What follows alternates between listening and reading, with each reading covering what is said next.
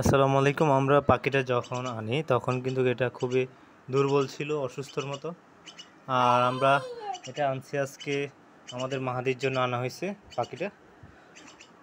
এটা আনছে যে আজকে প্রায় 4 দিন হয়ে গেছে।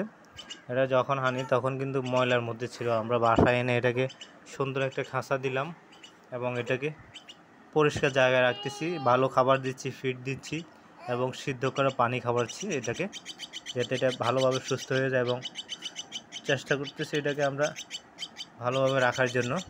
আর এটা আমাদের এখানে এসে এখন কিন্তু অনেক চঞ্চল হয়ে গেছে, ডাক দিলে দৌড় মারে, পিছনে পিছনে কাঁধে উঠে যায়।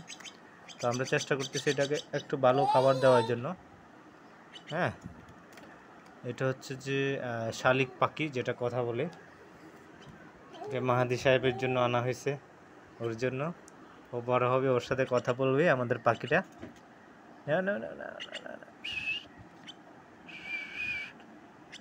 এটাকে আমরা খাওয়াচ্ছি হচ্ছে ফিড খাওয়াচ্ছি, যেটা হচ্ছে শালিকের ফিড। ওটা 2 রকমের খাওয়াচ্ছি, একটা হচ্ছে পাউডার আর একটা হচ্ছে এমনিতে ফিড।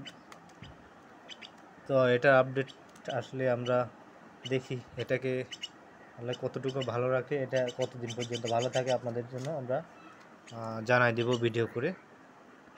দেখেন, এটা কিন্তু যখন আমরা নিয়ে আসি তখন অনেক বিশ্রী দেখা যাইতো, যেহেতু এটা ময়লাতে ছিল। পাখির খাঁচায় যেখানে ওরা খাবার দিত ওখানে কিন্তু দুর্গন্ধ, ময়লা একই জায়গাতে খাবার জমে থাকতো, আবার ময়লাও জমে থাকতো, পায়খানা। তো আমরা এখন এটাকে খুব পরিষ্কার জায়গায় রাখি এবং চেষ্টা করি এটাকে আমরা আধা ঘন্টা 20 মিনিট পর পর খাবার দেওয়ার জন্য। আর মোটামুটি এটা এখন আস্তে আস্তে কালার চেঞ্জ হয়ে যাচ্ছে, গ্লেজ মারতেছে। প্রথমে কিন্তু অনেক বিশ্রী দেখা যাচ্ছে, এখন অনেক ভালো দেখা যাচ্ছে। তো যারা আমাদের ফেসবুক থেকে দেখতেছেন, ফেসবুক পেজটি ফলো দিয়ে রাখবেন। ইউটিউব চ্যানেল থেকে দেখলে আমাদের ইউটিউব চ্যানেলটি সাবস্ক্রাইব করে রাখতে পারেন। আমরা চেষ্টা করব এটার আপডেট কি হয়, এটা কি হয় কয়েকদিন পরে সেটার ভিডিও দেওয়ার জন্য। আর কি খাবার খাওয়াচ্ছে এবং খাবারের কারণে কোনো সমস্যা হচ্ছে কিনা সেটাও আপনাদেরকে জানাই দেব।